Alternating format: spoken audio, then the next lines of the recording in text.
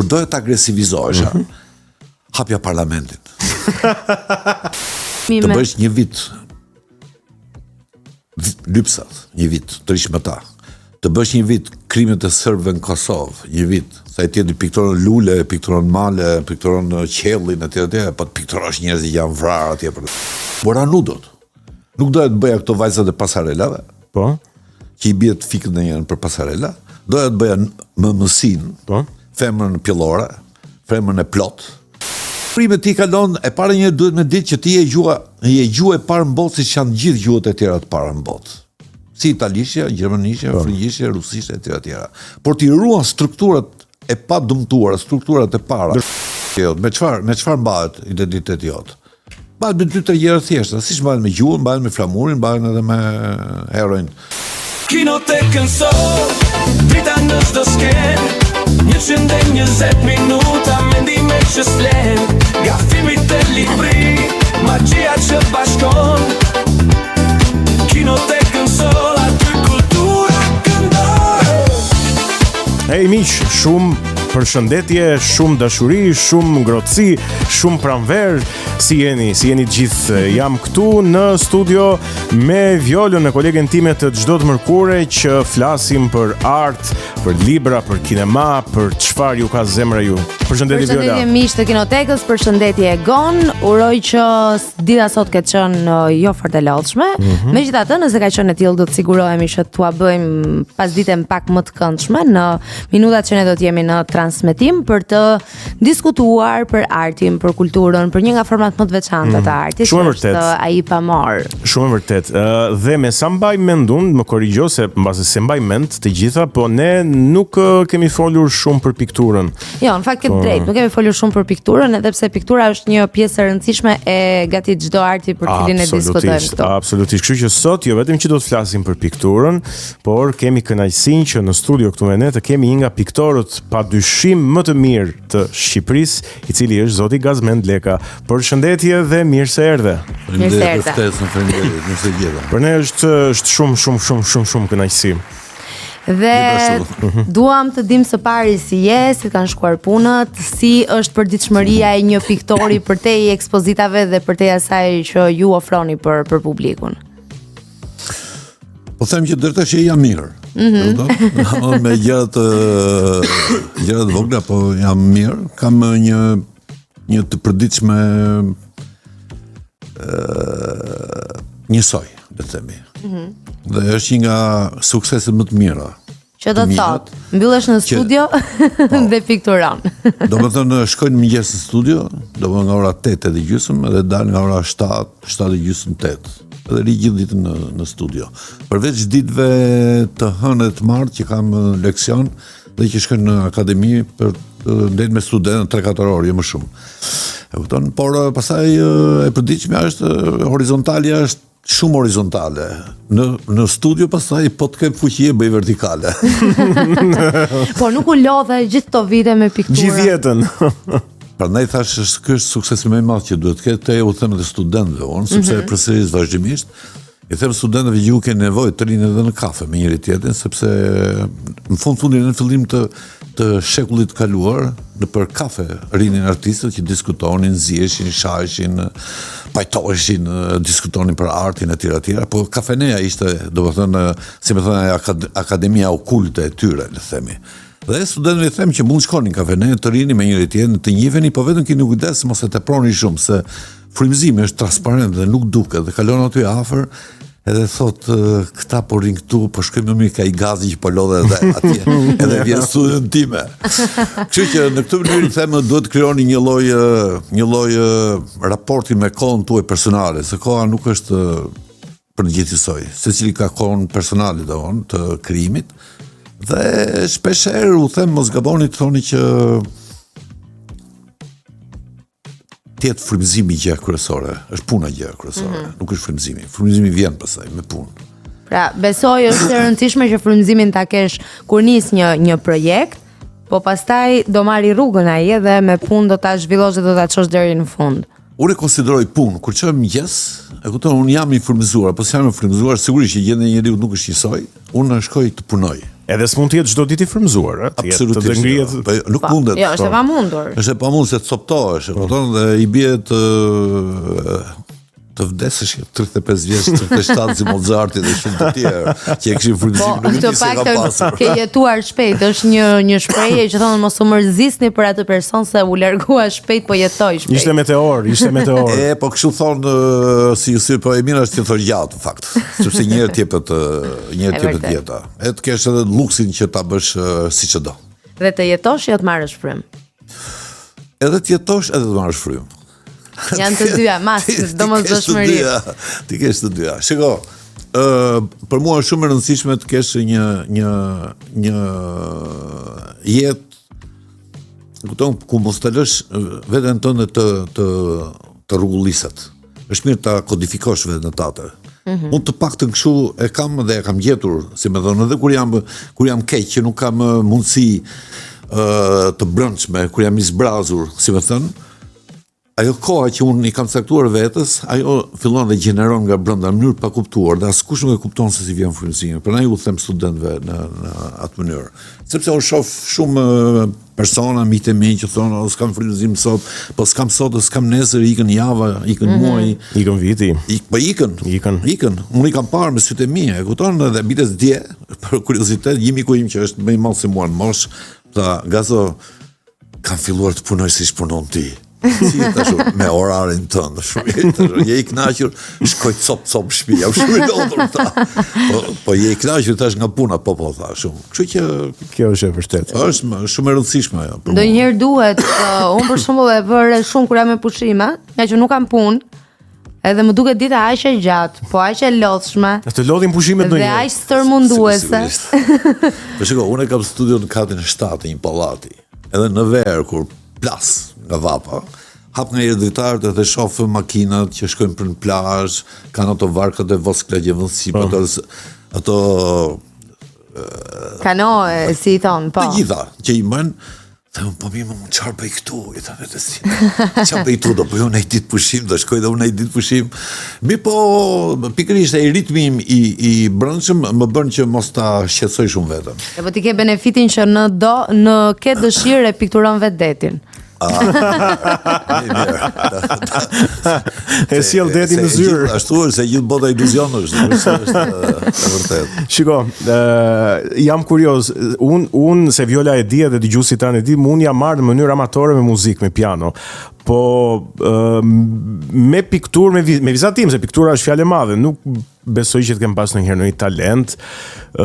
Dhe jam shumë kurioz për fushën e pikturës. Sa piktura duhet që të bëj një piktor në vit? Mëse si funksionon kjo gjëja? Duhet të kesh një rendiment, se ku ka duk puna, se është dhe një punë që ka duk, se shihet. Nuk mund të thuash. Mund të bësh shumë piktura, mund të bësh pak piktura, varet nga kualiteti. Problemi është që të përkushtohesh, po je i përkushtuar maksimalisht. Do me thënë drejtën, duhet me sakrifiku veten tate edhe familjen tate, se të rish me orë të tëra, larg familjes, larg prindërve, gruas, fëmijëve, nuk është shaka. Është gjë e madhe se të rish 12 orë në studio, ti je vetëm atje me fantazmat e tua, e kupton? Por me fantazmat e tua, admirova këtë. Mirë, pa atje mund të ndodhi që ti mund bësh me një pikturë, mua më ka shkuar për shkak një pikturë, mund të ka ndodhur që më ka shkuar edhe 3 vjet.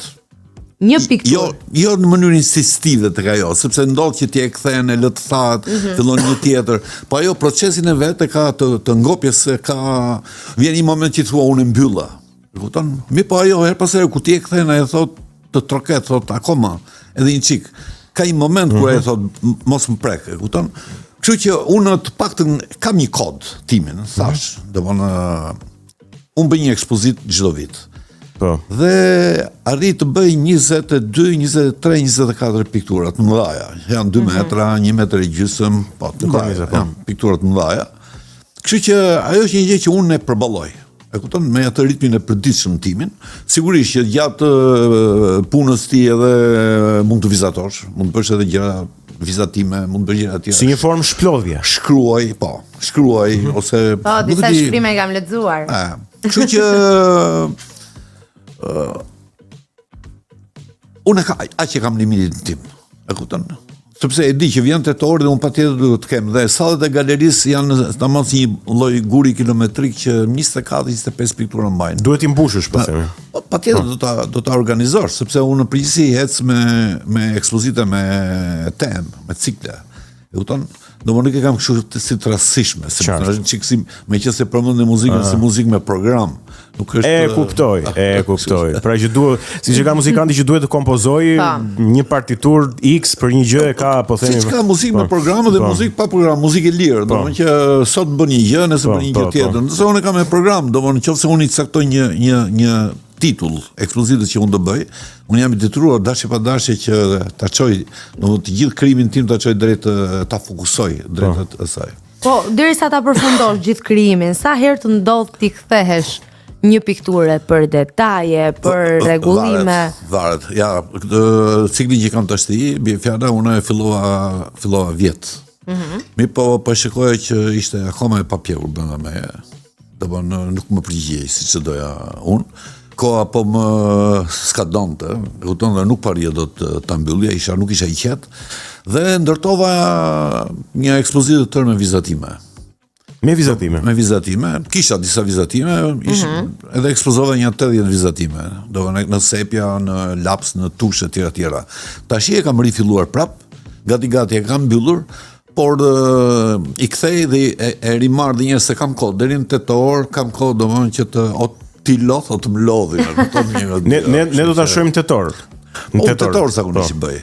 Me shumë kënaqësi. Si hapje sezoni, se zakonisht vjeshta vjen si hapje sezoni për gjitha fushat. Ka disa arsye, unë me shaka u them që e bëjnë tetor sa atëherë kam datëlindjen.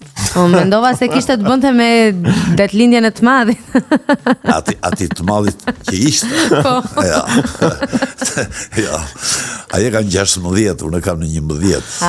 Unë kam 11 tetor. Por arsyeja kryesore është që në tetor hapen shkollat. Dhe unë kur prezantoj një në vit, unë duhet të jem dhe përpara studentëve të mi, mirë kolekte mi që janë atje, po unë duhet të jem para studentëve të mi. Kështu që çdo fillim vitit studentëve, unë gjithmonë kam bërë të paktën 15 vjet e fundit unë kam bërë një ekspozitë. Në qartë. Dhe kjo është mëse e drejtë dhe shumë dinjitoze, në fakt nga ana juaj si pedagogu i tyre, si njeriu që do t'i orientoj në vazhdimsinë në këtë art, sesa ta shohin një shembull të ti nesër do fillosh të flasësh aty. Ti do flasësh edhe gjëra të thjeshta, po edhe gjëra pak të vështira, si më thënë. Dhe kur ty të shef pikturën tënde, mënyrën si ti funksionon, kupton se unë e kam zakon që marr studentët atje në sallë, unë flas për aktin e krijimit, si më thon, ose aktin e bërjes së kësaj ekspozite, për temën e për shumë gjëra. Kështu që vjen ai momenti që ti kur ballafaqohesh me ta, ai të shef ndryshe ty. E kupton? Nuk je ai njeriu që bën gjithë ditën bla bla, por ai të beson për atë që ke. Pavarësisht që ata mund të kenë parë gazin edhe më përpara, por është ndryshe kur ai ka kontaktin direkt me ty si profesor. Mirë, tani profesor Gazmend Leka Viola është jo vetëm piktor në profesion, po është edhe, si ta them, pjesë dhe prodhues i kulturës së Shqipërisë. Patjetër, që nga Që kurs mbahet mend. Që kurs mbahet mend. Kino Studios. Që nga koha e Kino Studios, po. Breza të tërë të rritur me produktet vizuale të Gazmendit edhe pas një jete të tërë tani si do ta përkufizoje momentin artistik ku ndodhesh sot? Shikoj, që çdo njeri ka dy faza të rëndësishme. Njëra është faza e mbjelljes, tjetra është faza e korjes. Unë tash i vetëm po korr gjithë ato çarmbolla. Edhe është shumë interesante që gjithë periudha ku ti ke studiuar, domethënë në gjithë shkollat që ti ke bërë, eksperienca, kupton, vjen një moment që je të sapaluar atje në fush. E ke mbjell farën, e ke prashitur, e ke ujitur, e ke rritur nga ngricat, e kupton, dhe je bërë gati. Nëse ke mbjellur grur ke për të korrur. Po të kesh mbjell misër do korrësh. Mund ta korrësh në cilësisë më të mirë, por nuk mund ta ndryshosh dot atë. Kështu që unë të jam në fazën e korjeve. I kam hambaret plot, me thënë drejtën. Unë mund të kem arritur të bëj paktën në gjithë jetën time një 5000 vepra. Të kem, që mund të jenë piktura vizatime, mistalime, mund të jenë projekcionet e sallave të muzeve, kanë bërë filma vizatimor, kanë bërë pulla, kanë bërë ilustrime libresh, mund të kenë bërë kopertina të autorëve të mirë, e kupton. Domthon janë shumë, është një mori. Një korpus gjigant, po themi, veprash edhe. Fakt është, nuk ka, këtu s'ka të bëj me mendje madhësinë se unë jam sapaluar, e kam trupin tërgjak, e kupton, edhe rridh lëpive të time, si ajo kafsha që shkon aty në një qoshe dhe lëpihet për gjithë ato tmerr që ke hequr, se edhe kur i shef thua, po ti ke bërë këtë, edhe them, po mirë, unë kam marrë qaf komplet familjen atë që thash. E kupton, domthon kjo duhet të jetë ego personale, çfarë është kjo? Edhe unë nuk e kuptoj dot, nuk e ndaj dot. Do të një ego që ty të bëron nga brenda, është, nuk e di, një dëshirë e madhe, unë nuk e ndaj dot akoma, apo është një dashuri, sepse edhe e familja që ty ta pranon që ta bësh këtë gjë ngadalë, se po sakrifikohet e gjithë. Një herë, 2 herë, 3 herë. Sigurisht, sepse neve i mësua që baballarët tanë ktheshin nga puna në orën 3-4 dhe rinin me nënën, me neve, etj. Unë po të s'kam ditur fare. Sigurisht kam pas fati ti marr kalaman në studion time që rinin në studion time punonin ose i me shoqe që vinte. Dopo që sigurisht kishim dhe mbasditë tona që dilim edhe shkonim në kinema, në operën, në filma etj. Që aq sa kishim mundësi në atë periudhë, por në fakt është shumë e vështirë. Kështu që kjo periudhë tash është thjesht periudha unë ku po marr domethënë komplet gjithë atë çfarë mbolla. Dhe po të shohësh ekspozitën e fundit që bëra me vizatime, është një ekspozitë dhe themi ku unë kam rigjeneruar veten. Nuk është se unë shpika një motiv të ri, por hodha syt në gjithë krimtarinë time që kisha bërë, edhe mora në filan vit, mora një temë që kisha trajtuar, edhe hodha jo në vajzë që kisha bërë, po e hodha në sepia, në një laps, që janë të mëdha 1 metër me 70. Kështu që pothuajse bëra gjithë udhëtimin tim edhe një herë, e kupton, por shumë të ngjeshur, sprint. Në qoftë se kisha bërë, si më thonë, një maraton 40 vjeçare, le të themi, këtu më bëra një sprint shumë shpejt për 2 vjet, 3 vjet, e kupton që ndërtova këtë ekspozitë. Dhe e pash edhe një herë krimtarinë time, çka kisha bërë. E kupton, sepse në fakt kam hedhur shumë tema të cilat janë shumë me gravitet. E kupton që i përgjigjen shumë, si më thënë, Cilat janë këto temat më të forta? Temat më të forta. Që ti konsideron më të forta, atëre, themse. Unë nuk jam marrë me pejzazhet. Nuk jam marrë me natyrat e qetë. Në qartë, edhe unë s'mbaj mend ndonjë pikturë të Gazmentex natyri që. Jam marrë me tema, dhe gjithë temat kanë qenë tema një çik të forta, të dhimbshme që i përgjigja në sinkron shumë me shpirtin e shqiptarit, ashtu me traumat. Domthonë neve në Shqipëri kemi lëkundje sismike të vazhdueshme. Neve nuk bjem në qetësi asnjëherë. Domthonë shpesh herë të shkon dhe nga një nënt ball. E uta nga njerë të zbret poshtë. Ama të fort jemi. Kam tema për shembull Ikarus, që është, si më thënë, mendjemasia e njeriut, e kupton, për të kapur maksimumin, si Ikarusi që do të kapte dritën diellin, afër diellit. Absolutin, e kupton që thyen kokën. Dhe pastaj kam ndërtuar një Ikarus modern, avion, le themi, që bien. Pastaj kam ndërtuar për shembull një cikël me dhoma e hapave të humbur, që është shumë e fortë, në fakt, që jam unë personazh, që torturohem me të gjithë torturët e mesjetës, sepse ato janë të dukshme, që të shtrëngojnë kyçet e duarve, që të fusin në siç janë mesjetat, mi pa e shumë interesante se unë e kam vendosur veten time në disa pozicione. Jam dhe prokurori, dhe jam dhe që gjykohet. Po e shoh biles tani që ti po flet, po e shoh këtu. Dhe në fund kam vënë dhe një djalë të vogël që jam unë, i vogël fare, që sikur shef një film nuk e ndalon dot, e thosh çfarë bëhet këtu. Edhe është komplet gjitha e lufta e madhe, e kupton, e midis mishit edhe shpirtit. Por kam trajtuar për shembull Noen, por nuk kam trajtuar një Noe biblik, por kam trajtuar Noen duke pas parasysh që Shqipëria përmbytet çdo vit.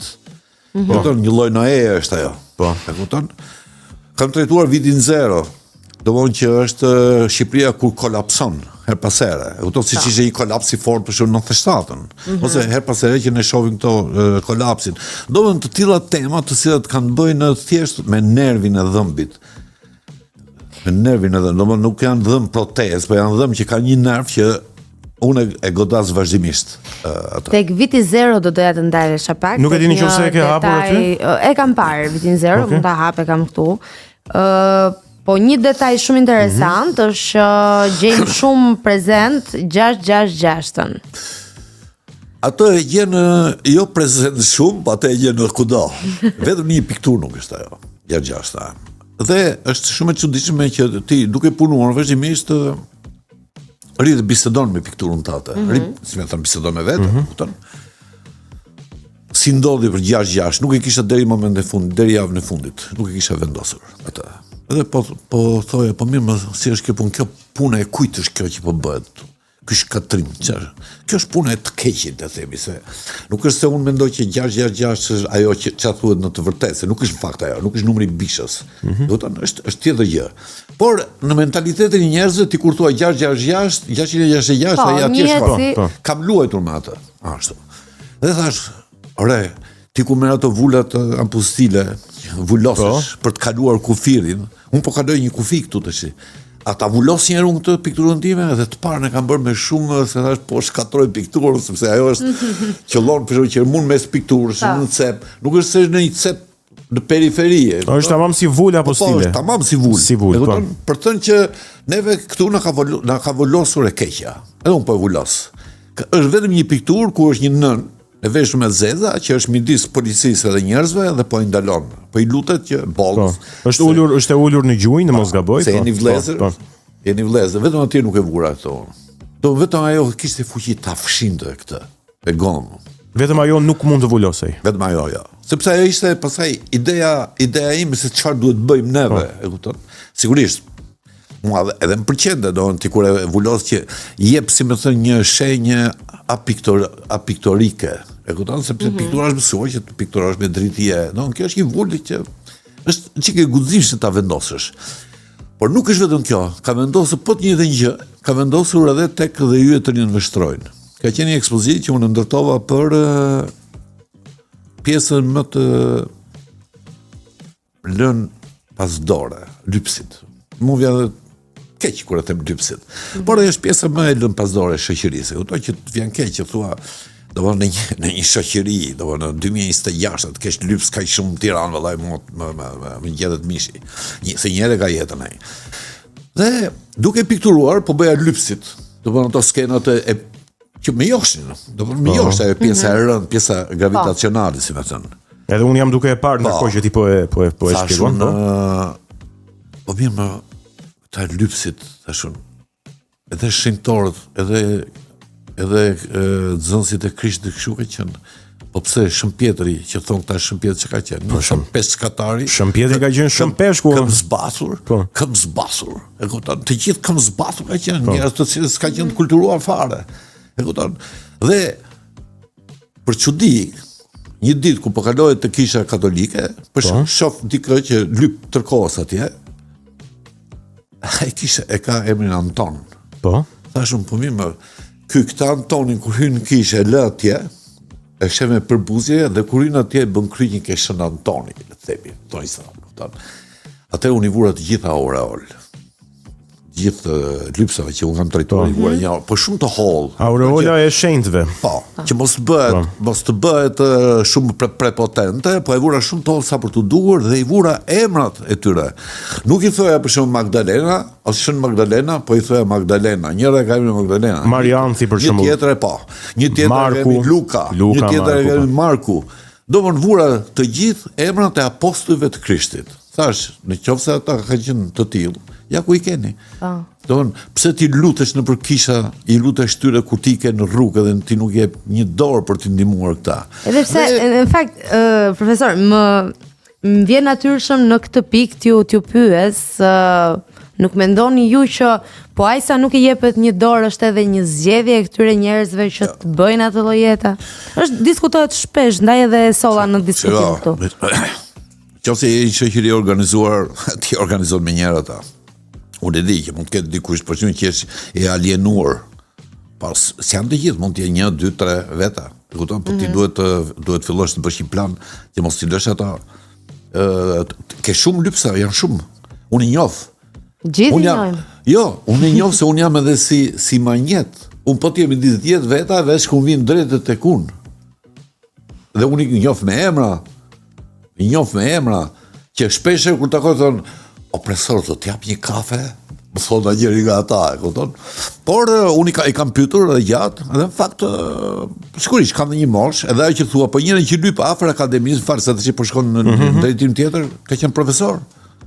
Unë kam kaluar atje, i lash diçka, më tha opresor, më tha mua, se da njef atje. Unë tha, nuk kam qenë të rjetën kështu. Thash, më vjen keq, thash, unë pse e thua këtë gjë? Dhe ka qenë dita që unë kisha hapë ekspozitën. Thash, ti pse e thua këtë? Unë tha, kam dhënë sim, tha, 8 vjeçar, në falë në gjimnas. Thash, as të pyeta, thash, mi po unë bëra kurioz. Edhe ditën tjetër kur kalova, ula atje, thash, më tregojnë çfarë punë ke bërë në gjimnas, çfarë profesori ke qenë, etj. Kështu që ka dhe nga ta që baba i ri aty ke cepi që të marrin lekët e rakisë, kupton. Mirë, kam dëgjuar në atë. Po unë kam zgjetur atë zgjidhje. Unë nuk mund të kaloj dot, me thënë drejtën. As unë as si më shohja. Por kur vjen një fëmijë i vogël, i them unë hajde me mua, hajde me xhaxhin ti dhe i blej një paninë atje. E kupton, nuk e jap lekun dorë për babën e vet atje. E kupton? Edhe më ka ndodhur 2-3 herë. Po këta e gjëra mirësh, mos me i thënë, mos me i tërgu, po tash jemi në bisedë e sipër. Jemi në bisedë, Këto janë pjesë të... Edhe nga ajo ekspozitë që ju keni pasur, pra që vendosja e saj aureolës dhe krahasimi me... Të bësh një vit lypsat, një vit të rish me ta. Të bësh një vit krimet e serbëve në Kosovë, një vit, sa i tjeti pikturon lule, pikturon male, pikturon qellin, etj. Po të pikturosh njerëz që janë vrarë atje për dhe nuk shkollaj. Do vim pak tek kjo e po jo, po ta thash një gjë që është shumë e vështirë që ti të jetosh me atë pjesë që është shumë me gravitet këtu. Kupton? Dhe si e mban ti gjithë këtë? Nuk e di. Po për shembull këtu tek pikturat me lypsat, i shoh që janë të gjithë vetëm. Pra, është edhe ideja e vetmisë. Pra nuk shoh një pikturë që të ketë dy lypsa. Ja. Ka vënë pluma disa. Po, disa pluma. Të vetmi që i shoqërojnë. Po unë për ne kam vënë edhe titullin dhe ju të rinë vështrojnë. Po. Dhe ju të rinë vështrojnë se unë përgjithësi titull edhe i vjedh. Dhe ju të rinë vështrojnë ka qenë një libër i Archibald Cronin në kohën tonë kur isha student. Dhe ai përshkruan atë gjendjen e keqe në bërë miniera, punëtorë dhe tjera dhe yjet që rinin indiferent sipër. Ta që shkëlqejnë, pra, që vezullojnë, ta që janë bërë poezira për yjet. Ata rinë nga poshtë e thonë që janë marrë këta. E kupton? Edhe unë thash, unë po i vë yjet, po e shfrytëzoj, po e marr komplet titullin e këtij libri, po e vë. Siç kam ndërtuar edhe të kaloj një grua, kur kam bërë një ekspozitë me nudot. Kaloj një grua, ka qenë një film tu me atë titull. Mi po lidhet shumë me temën që kam të kaloj një grua. Kaloj një grua, ka qenë një film. Po. Këtu. Edhe unë kur dëtova një ekspozitë që është, si më thënë, çik më Po? Po si romantike, sa ato janë kështu disa qiqona që janë cagat shëndosha, janë si ato venuset primitiv, si me thënë. Dhe... Cila është ideja? Unë bëra nudot.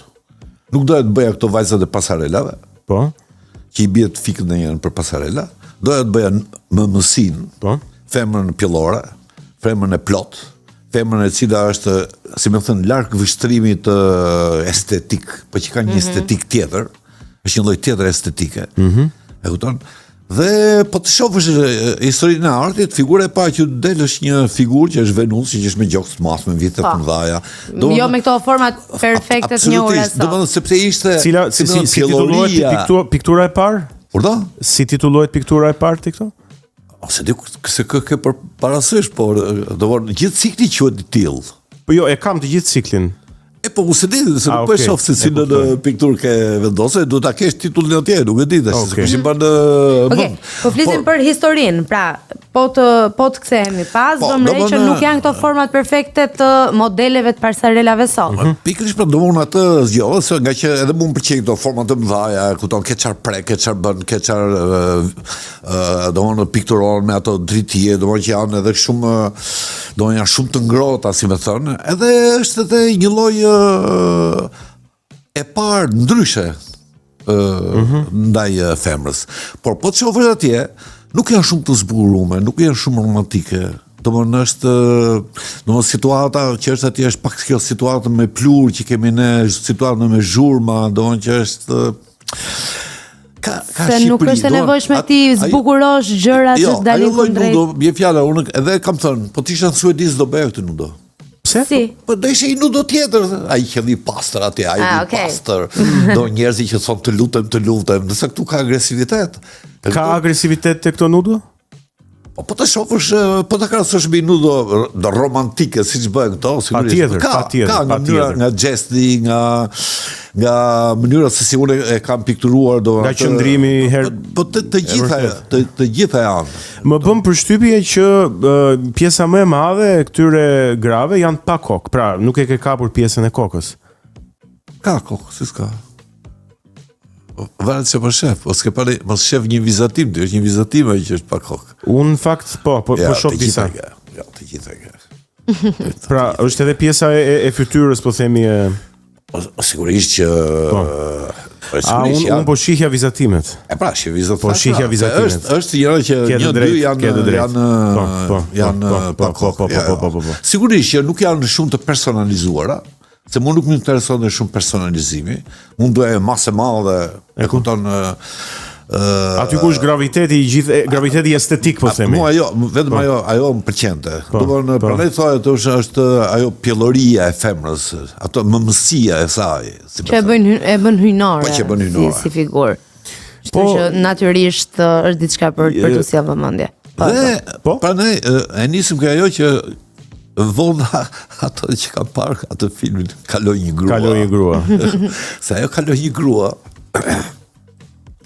ka një film francez ai atëre. Do në një fshat i prishet makina një vajze, për kjo si Brigitte Bardoja, Brigitte Bardot, po si Brigitte Bardoja. Dhe i hyri në atë klubi, po përfitohet tash që tu një vajzë e mrekullueshme, e bukur, një bjonde, e veshur mirë, që e mban thikun dhe pirunin, ato fshatarë, pjesin ata, edhe me të sinqert ata, kupton? Që fliste me një lloj elegancë, fliste me buzëqeshte, kupton? Dhe këta u mashnitën, domethënë e tromaksi fshatin të gjithë. Gratë e fshatit u bën xhenoze për bërë burrat e tyre që rinin atje. Dhe në një moment u rregullua le të themi makina, e kupton? Se është një film tjetër që shtrohet në spital, u rregullua makinën dhe kjo iku. Atje filloi trishtimi më i madh këtyre që hiku ajo një fanepsie. Ajo muza, po themi. Hiku ajo, kupton? Do thuash ti çfarë lidhje ka me ty? Kjo ka lidhje sepse gazi të rrjedhën e vet ka bërë trimat, legendat, njëri që vritën, njëri që s'masakrohen dhe hyn në këtë, si më thënë, në këto personazhet e mi, hyn një femër, si më thënë. E këto që trazon të lovit gjithë shpirtin tim. E po duhej edhe ajo. Prandaj. A është thjesht një muzë imagjinare apo është një femër konkrete? Se e the hyn edhe tani më bëre kurioz të pyes. Hyn artistikisht ka. Tashi shiko. Mund të jetë edhe personazh i vërtet. Është e përzierë, unë kam interpretuar shumë. Kam interpretuar shumë, sepse nuk mund gjesh aq të shëndosh që të vitë të tri model. Por gjithmonë kam shfrytzuar edhe modelin, kam shfrytzuar edhe fotografinë, kam shfrytzuar fantazinë time, atje ku rrugën që unë doja që ta çoja, e kupton, sepse nuk është një pikturë një me modelin, që ti vendos modelin dhe e pikturon. Pa ajo është, si më thënë, është pjesa ime femërore, pjesa ime e brendshme femërore. Profesor, sa e vështirë është gjesh model në Shqipëri? Aq më tepër për raste të tilla ku po flasim për një ekspozitë nudo. Shiko, nuk është si përpara që ishte shumë e vështirë, kupton, sepse ishte në thonjza e ndaluar, e kupton, mund gjesh, po ta paguash edhe të vjen. Nuk e kam provuar ndonjëherë në këtë mënyrë, si më thënë. Nuk shoh shumë piktorë që bëjnë nudon. Është kompleks ky? Mendon që është kompleks? Jo, në përgjithësi po të shohësh se njerëzit janë shumë piktorët janë shumë drejtuar ndaj peizazhit. Natyra dhe tjeta. Nuk është se e trajtojnë shumë nudën. Sigurisht ka, midis të tyre. Mos është zhanër shumë i vështirë? Jo, njësoj është, por nuk e di pse ndodhta janë dhe këto komplekse në familje. Se do sjellësh të vërtetën zhveshur në kuptimin e plot të fjalës. Po shiko, ti përpara kur thoje piktori, gjithmonë do t'i jeje edhe nudën krahas në fantazinë tënde. Sot po thuash piktori nuk e ke parasysh nudën, është interesant. Ke një peizazh, një natyrë qetë, është interesant si është postuar graviteti, nuk është më ai që ka qenë përpara. Përpara po thoje për shkak që ky është piktor, ti thoje, po më hersh me nudo. Gjithmonë e kishin të dikotomi, kupton, midis kësaj. Por nuk di, unë për vetë shiko. Unë e kam në një çik të vështirë, se tash kam në një moshë që jam 73 vjeç tash, unë çdo kujt mund t'i them që se ka mund të rish, sa do lek t'i japësh, ose s'mund ta them, nuk e nxjerr nga goja, po ti do të thosh, po ti je piktor, je pa paraqitjeve, ja, s'është e vërtetë. Unë kam paraqitjeve. Nuk është e vërtetë. Po nuk jam aq i lirshëm, si më thën. Nuk do ndjej rehat. E ruaj atë, unë di se ku ta drejtoj, do kërkesën time. Po nuk mund ta drejtoj në çdo lloj femra që mund të të rinë, unë do ty, nuk është çike. Pra jo çdo kush mund të ishte model, sepse janë modele që ne njohim që rrinë, këtë kuptim. E kuptoj. Që ti i paguan edhe. Po më ajo çështje pune, nuk. Se jo, po edhe modeli duhet të jetë profesional edhe kuptoj. Sigurisht, po unë shoh për shembull tek fotografët bëjnë dhe vajza të reja, 18 vjeç, 19 vjeç. Por prisi janë fotografët që janë të çuna të ri, djem të ri. Paktën ato që njoh punën, kupton, edhe shkon, si më thënë, është një dialog që shkon. E kuptoj. Sido që të jetë Shqipëria, sado që është hapur, e kupton? Nuk është qyr, si më thënë. Dua të të pyes edhe për një temë tjetër dhe pastaj do rikthehem pak për ta trajtuar një çik në këndvështrimin e censurës apo vetë censurës, apo nëse këto gjëra unë i mendoj gabim dhe nuk është fare kështu. Po para se të shkojmë këtu, doja të pyesja edhe për një temë tjetër të madhe, për krimet e serbëve në Kosovë, se më bëre kurioz. Si titullohet ajo ekspozit? Abel. Si e ke përballuar? Unë po doja të bëja një ekspozit për sakrificën. S'kisha parasysh krimet e serbëve, sakrificën. Dhe një ditë vjen në studio një vajzë, e cila ishte avokati atyre 4 çunave atje në Hag. Është shok. Ashtu. Dhe quhet Jasini, e kam emrin ajo, do Zynsha Jasini. Edhe më tha, profesor Gazi, kam shumë qejf, i kam pa gjithë ekspozitët tua, duhet vi një në studio. Hajde tashun. Edhe erdhi në studio. I thashun, çfarë bën atje në unë jam avokate e Veselit në Kadri Veselit, po. Po më tregojnë çik çfarë ndodh atje. Edhe filloi të më tregonte. Ajo më tregonte unë Ika, për gjëra që më thoshte, për fjalët që thuheshin atje.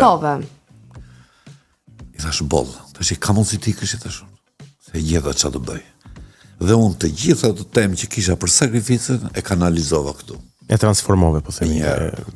Thash, e kam tash motivin edhe natyral, si më thënë, se unë shqiptar jam, kam motiv natyral, nuk është shumë sakrifica e tjera, dakord. Mirë mund të konkretisht. Por e kam konkretisht tash unë edhe është interesant dhe kishte qelluar që serb po sulmonin në Kosovën përsëri, atje në veri.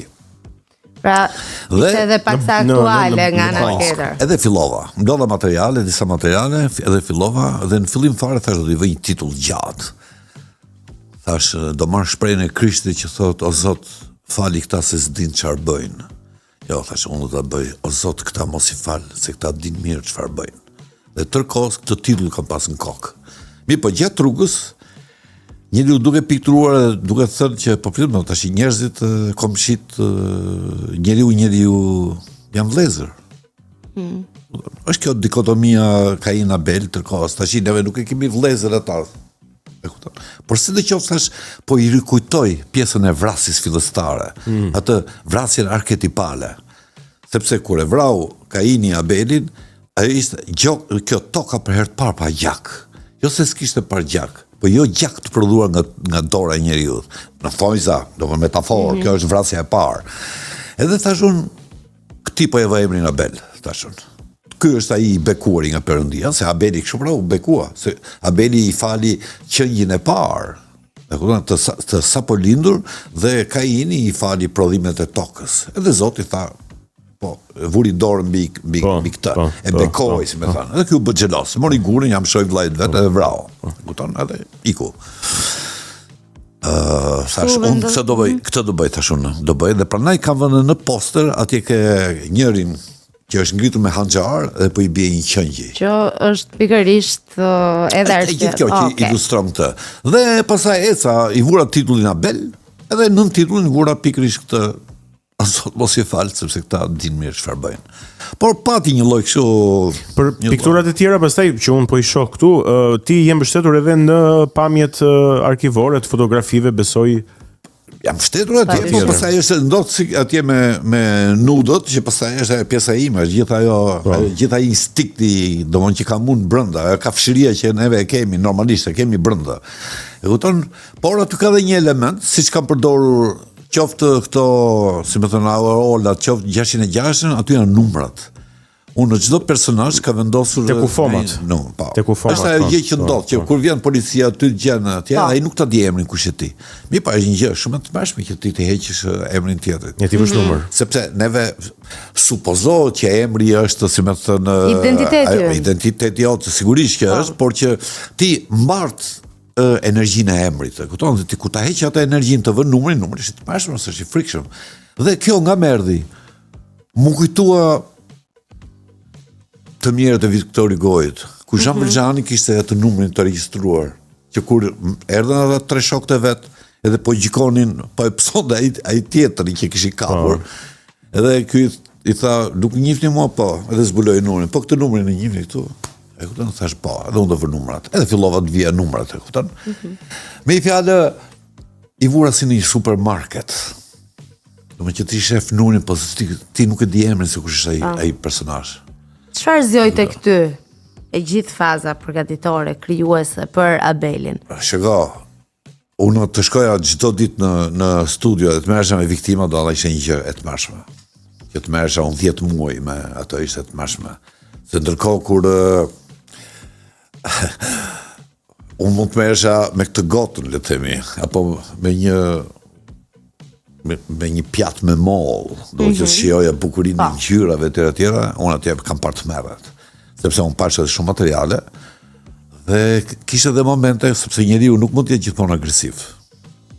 Edhe gjithmonë e kam shoqëruar se e ruaj pjesën e mirë time, sidomos kur ikë nga shtëpia në studio.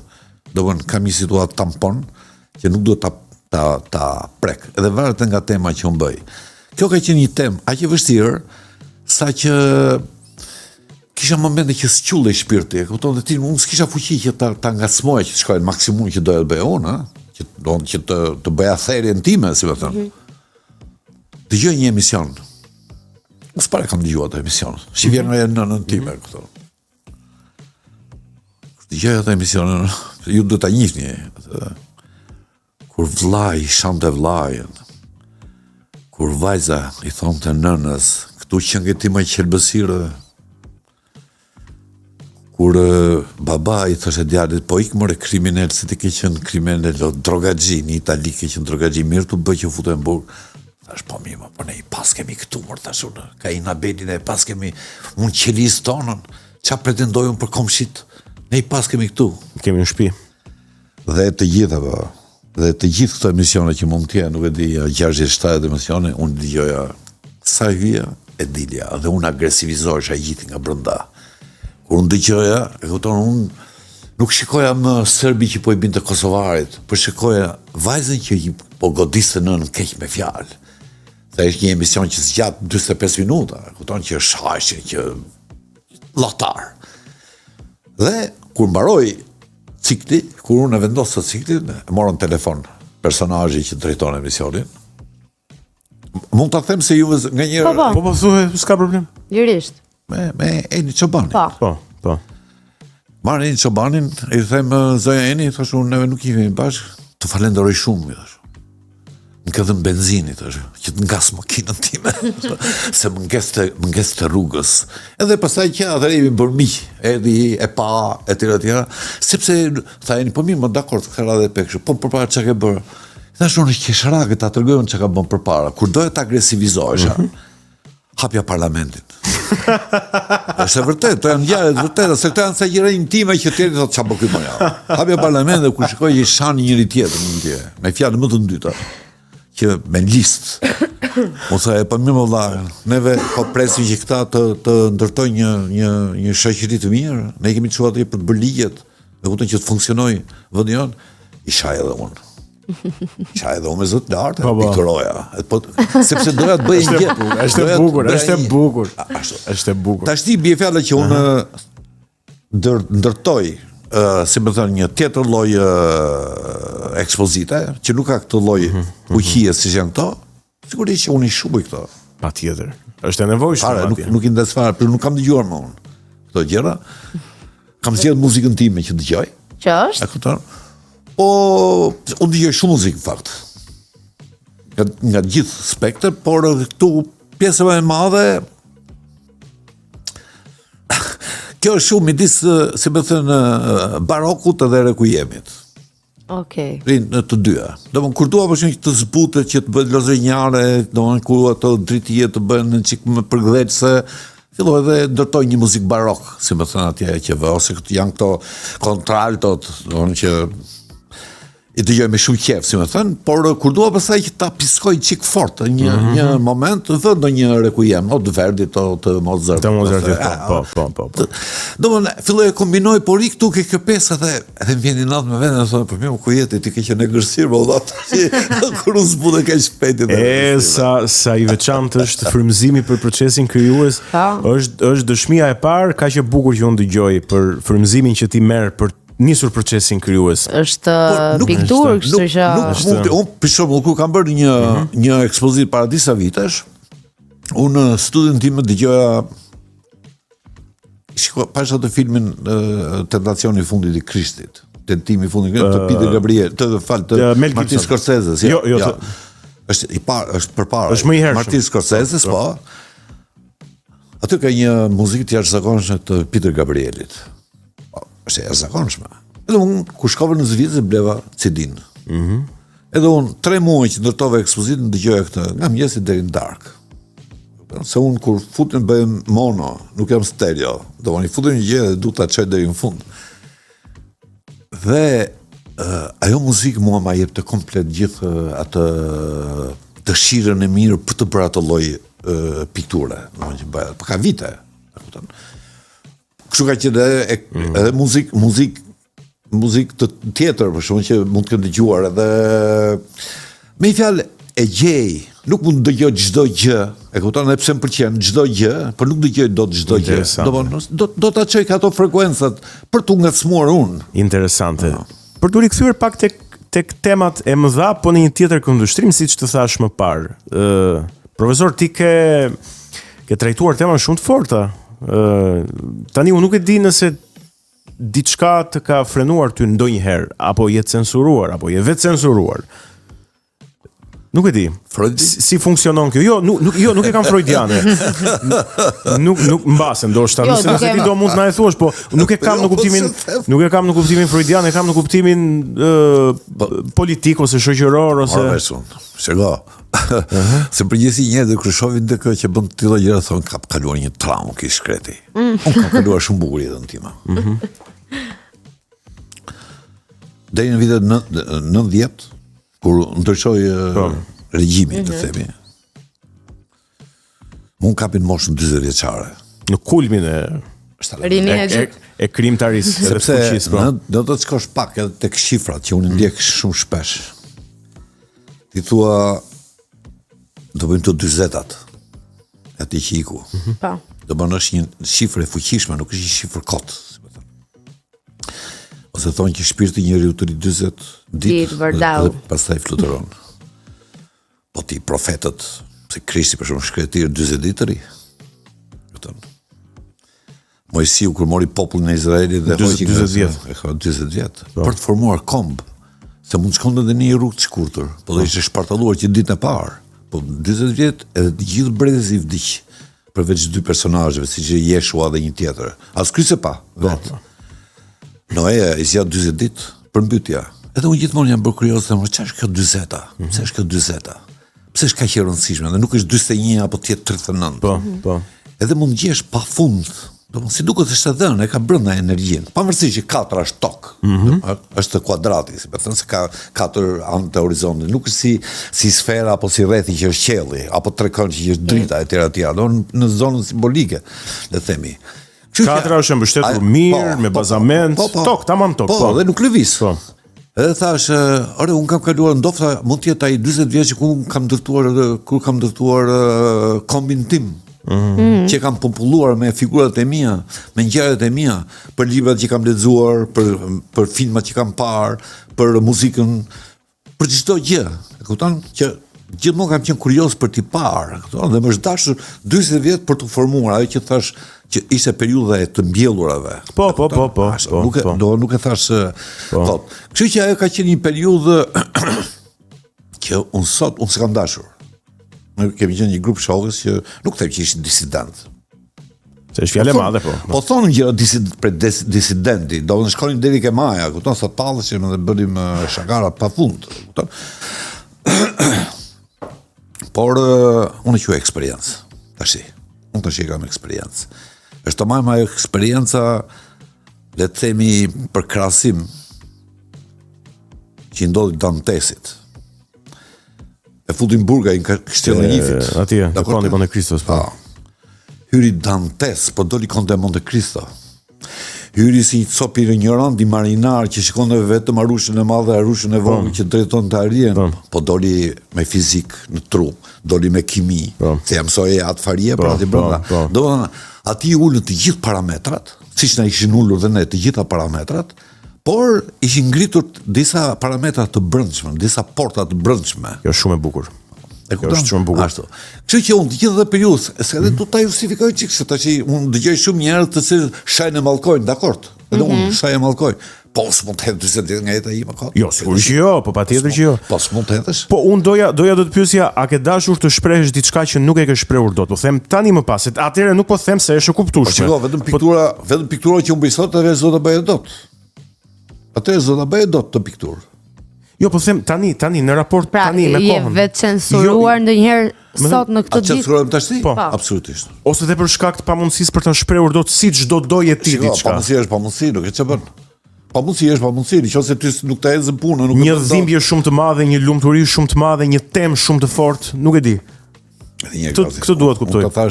Unë jam amator nga bota e piktorëve, prandaj po ka të bëj me njeriu. Unë prandaj thash, unë veten time nuk e lë të rrokullisim në frymëzim. E lë të rrokullisim në orar. Frymëzimi më vjen atje mua. Më vjen atje frymëzimi. Sepse unë sigurisht e kuptoj që shkon në një moment në studio dhe ti je vërtet i frymëzuar në atë moment, do të punosh. Po ka momente që ti shkon, që çalon tërkohës atje, dhe ngadalë fillon e rritesh edhe plotësohesh, se dëgjon një muzikë, po bët telefon me një mik, po shef një orë, qoftë edhe një figurë që mund të shohësh, ose diçka në televizor, nuk e di, ose të shef një ngjarje, ose dëgjon një parfum. Kjo e parfumi bie fjala, meqense parfumi. Kur unë bje keq, në tokë, kur bje keq, që unë s'kam pik dëshire për të punuar, që unë shpesh e the me ti me shoqe. O Meri s'po iki sot në studio. O Meri e kurit ti bashkë. O faka e them kota, nëse do të përglen vetën. Çfarë bëj unë? Bëj një gjest shumë thjesht. Kam një shishe, ka i të vogël me vajlini që nga liceu. Okej. Që nga liceu? Nga liceu. Më kam betu nga liceu. Po si s'ka mbaruar ende ajo? Është ajo ka mbaruar, është tharë. Është tharë, mendo. Aromën po. E ka akoma. Hap edhe unë marr erë. Edhe më kujtohet komplet dita para shkollës. Profesori që hyri në klasë. Unë që isha kështu si ndrojtë që zura një vend atje. Më kujtohet çdo gjë, më hapet çdo, më hapet një qie thotë. Dhe mund të ri 5 minuta me ata dhe të besosh që shkoj në nivelin tamam për të filluar punën. E besoj plotësisht. Sepse është ai momenti sinqert kur unë fillova. Si kujtohesh pse e nise? Po, bravo. Si fillon në atë moment thua ky është peneli, kjo është bëja e vajit, ky është tavallosi, këto janë leckat, ky është tubeti. Edhe më kujtohet çdo gjë dhe unë kthehem në origjinë. Dhe për këtë më thon dëgjova edhe një që edhe kam shkruar këtë që është shumë interesante. Ka qenë një film. I ndjek shumë dialogjet e filmave, se nga njerë janë të mrekullueshëm si dialogje. Është një grua në film që është një e njifte të gjithë parfumet që ekzistonin. Dhe ishte atashuar në një firmë të madhe. Një moment i ikën uatja. Ikën uatja, o gjeri pa punë. Shkoj fshat. Edhe ndeti ke kopshti vetë me lullet me ato dhe u kthye aroma. Mi për ndërkohë e shoqëron dhe shoferi vet. Dhe tha shoferi, po unë mund të dalloj dot parfumin, po e tha provoj një herë. Ti ke qenë kaq kohë pranë me, dhe ai filloi, mori të parën, e nuhati, e la. Mori dytën, tha jo, prit. Rafshoj, tha. Çfarë rafshoj? Rafshoj kështu tha. Meri ders sqetullës tënde. Do e morë të parën, Merri djers, sjellës tënde, pastaj merr të dytën. Po. Do më ktheu në origjinë një herë. Shko në origjinë, shko atje ku fillove dhe pastaj se ti nuk e njeh dot më parfumi nga parfumi, nuk e ndan. Kështu është edhe shoqëria sot. Ka kaq shumë parfume rrotull. Ka kaq shumë mendime që thuhet rrotull, sa ti her pas here duhet të kthesh në origjinë, të kuptosh veten tënde, të shkosh ora si nise, pse nise, çfarë arsye. E kupton vetëm në atë mënyrë ti mund të shkosh. Edhe unë e kam shkruar atë, e kam titulluar Rafshoje. Ne do rikthehemi pikërisht këtu ku profesor Gazi e la, se shumë interesante për të folur pak edhe për kritikën dhe për aktualitetin tani, sigurisht në syt e një piktori të madh siç është Gazmend Leka, po në fillim, Viola? Do të shkojmë me muzikë. Është momenti për muzikë dhe pastaj rikthehemi prap këtu në studion e Kinotekës për të vijuar bisedën.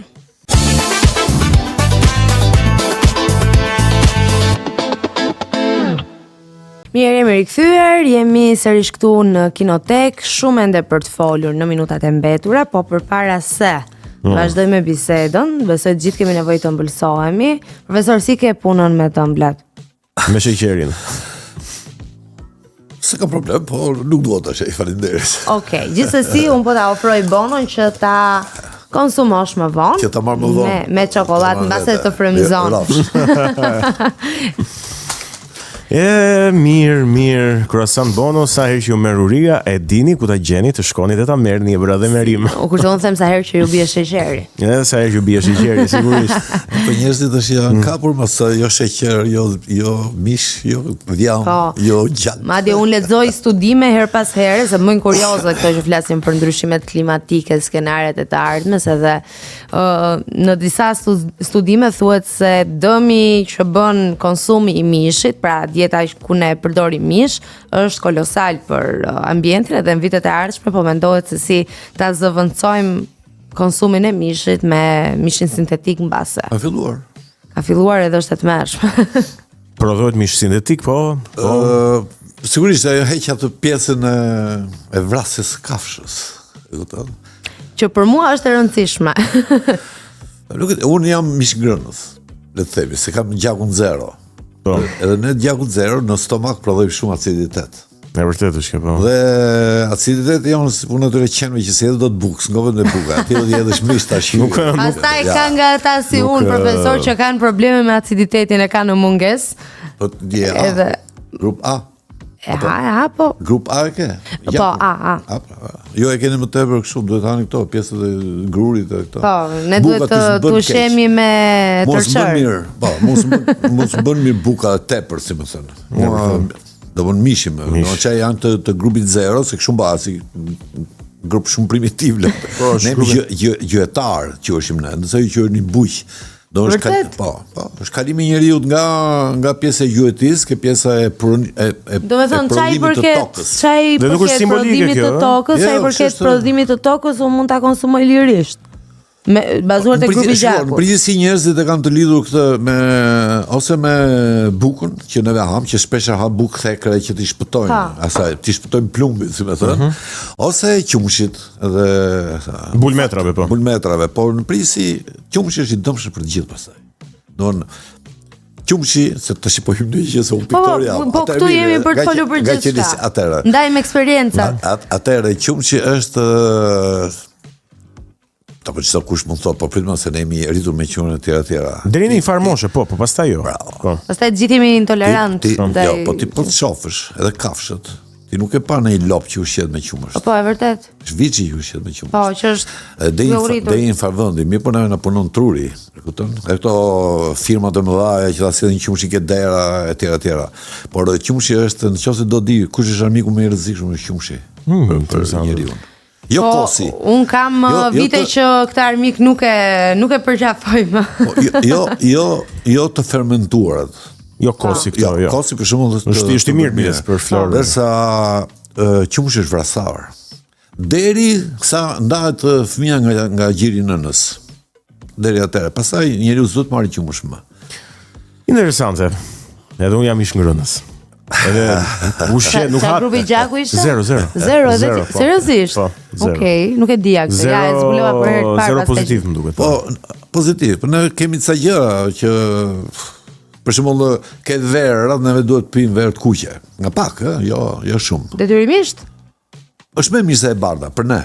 Okej. Është më mirë, ose për shembull për frutat, neve duhet ta le të themi kumbulla dhe fiq. Po ti shofësh janë shumë primitive, pemët primitive, kupton, të cilat rriten vet. E kupton? Nuk u kultivuan me zhvillimin. Po se gjuetar mbledhës. Ç'a kishte natyra e mblidhnin. Se njerëzit vërtet shnoshin sot, po ti shnoshin sepse ha mishë dhe pastaj shko dhe fle, ndërsa i brithe se të kapi një. Po, se duhej do vraponte. Kishte energji për të vazhduar gjuetin. Shikoj kafshët nuk kanë në djamë, janë fibra të gjitha. Kështu kanë super fit. Përveç këtyre macave tona që i mbajmë në shtëpi dhe vetëm han nga mëngjesi në mbrëmje. Po ato macet shnoshin dhe i kastrojnë. Kur e kastrojnë ato fillojnë të shnorin se i dëmton ke thelbi i ekzistencës tyre.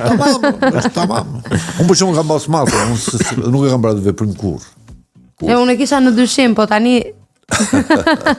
Profesor, para se të shkëputeshim, të shkonim në muzikë, thej që është e rëndësishme që të rikthehemi nga fillimi her pas here, ose nuk e disa shpesh. Pyetja ime është, prandaj je rikthyer te gjua shqipe ti? Ti do të lidhi patellën atë. Te gjua shqipe si më duket se për profesorin gjua shqipe është thembra e akilit. Si bazamenti, si themeli i ngritjes së këtij kombi, të kombit shqiptar, edhe të shtetit, pastaj ose të shteteve. Neve jemi një kom shumë i vjetër, po jemi një shtet shumë i ri. Me letra. Me letra, po. Po si kom ne jemi një kom shumë i vjetër, dhe jemi nga komet më të vjetra. Po. Ne kemi disa shenja të cilat janë shumë të rëndësishme. Ajo idea që kemi ne, të paktën gjua, ajo nuk diskutohet. Unë shoh shumë personazhe, i njoh të gjithë, pothuajse që merren me gjuhën shqipe, të gjithë. Gjithë pa përshtypje kam takuar, kam folur me ta. Jam marrë me të që kam qenë në vitet e fundit liceut. Këto gjëra fillojnë edhe kështu, si piklat e shiut që ti nxjerr dorën thuare po bika shi. Pastaj bëj katarakta ajo. Pastaj të merr me vete edhe si nisi për ty? Cilat ishin këto pikat e shiut? Atëherë, unë kam pasur një mik shumë madh që quhet Petro Zheji. Petro ka qenë komshi tek neve, unë shkova ke Petro si me mësu frëngjishtë, si me thënë. Edhe Petro kishte një drasë të zezë, aty mërava derës, mësonte frëngjisht, po lëshonte edhe ato formulat e veta, si me thënë. Dhe atje fillohet të kuptoje me për herë të parë se si shqiptarët nuk janë një kombi lënë kështu pas dore, pavarësisht që jemi veshur keq dhe ushqeshim keq. Por nga pikpamja e brendshme ne ishim princëror, kupton, edhe ju e demonstronte këtë.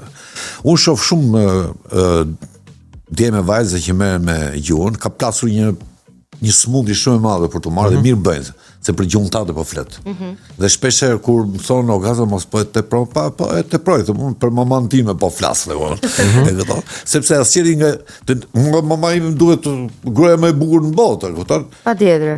Është subjektive, sigurisht, por atë ka disa gjëra, të cilët në qoftë se ti dëgjon lart e poshtë, kjo gjë më e vjetër në botë, kjo e ka kështu, atje duhet pas pak kujdes, pse? Në qoftë se ne deri tash eci me idenë që gjua ishte si një lloj Big Bangu. Siç do të Big Bangu kur u hap universi, që ishte kështu, gati sa i proton ishte. Gjithë universi Ty sta pretendë thua si ka mundësi më dha, në këtë protonë të lidhin gjithë këto, unë nuk e di atë. Po, kështu thonë dhe unë i besoj, sepse janë ustallar të mëdhenj që kanë thënë atë gjë. Kështu ka ndodhur me gjuhat. Dhe i kanë gjetur një vend atje që e quajnë Kulla e Babelit. Ajo Kulla e Babelit, ti mos ta marrësh domosdoshmë si një kullë që ndërtohet me llaçe dhe me tulla, por është bukuria se si ata e prezantojnë atë. Do vjen një moment që të gjithë ata ustallarët merreshin vesh me njëri tjetrin, ai thoshte mësini çik llaçin, i çonte llaçin ai. Mësini çik tullën, i çonte tullën ai. Domthon kishin një jutë përbashkët që merreshin vesh. Domthon ka ajo bërthama e vogël, si më thënë. Siç thuhet në shkrimet, thotë edhe kur Perëndia i pa që për këta donin që të bëhesh njësoj me Perëndin, tha ose ta ngrinin kullën shumë lart. Po shkon në nivelin sipër fare. Ata nuk i vran, i thanë prishi gjuhët. Që mos merren vesh. Edhe pash, dhe kur thoshte më sill llaçin, ai çonte mistrin. Ky thoshte se dua llaçin, ai i sillte i kokrmoll. Dhe që në atë moment ta nuk u morën vesh me njëri tjetrin. Domethënë ajo është si më thënë që totali ti ta thyesh, ta thërmosh. E kupton? Dhe u larguam të gjithë duke marrë copzat e kësaj gjuhe. Një gjuhë ishte ajo, po të gjithë morën copzat. Po dikush duke marrë një farë gruri e mbolli në Amerikë e bëri kaq. Një tjetër e bënte nuk i mbinte. E kupton? Neve shqiptarët i mbaj këtu çep. Ashtu si mbaj fshatarët. Si më thënë ato farzat që thonë këtë farë po e mbaj për të mbjell vitin tjetër. E kupton? Ne mbajmë në xhep? Neve ato ruajmë. Ç'a mbajmë në xhep ne? Ne mbajmë farën fillestare. E kemi të pambjell. Nuk e kemi të rrethuar shumë me gramatik, me grem. Okay. Si është gremi që mbyt barin e mirë. Edhe gramatika grem është. Domthon kur fillon edhe ata e kanë me shumë grem gramatikën. Ne kemi rrugë strukturat e para të saj. Prandaj dhe gjuha jon është një gjuhë monosilabike. Që ti po të bashkosh një zanore dhe një bashkëtingëllore, ty të jep kuptim. Po. Pa, V, da, ra. V. Po, sy, tjera. Por neve shkojmë deri aty sa mund shkosh deri tek gërma. Edhe tek gërma. Neve kur themi për shembull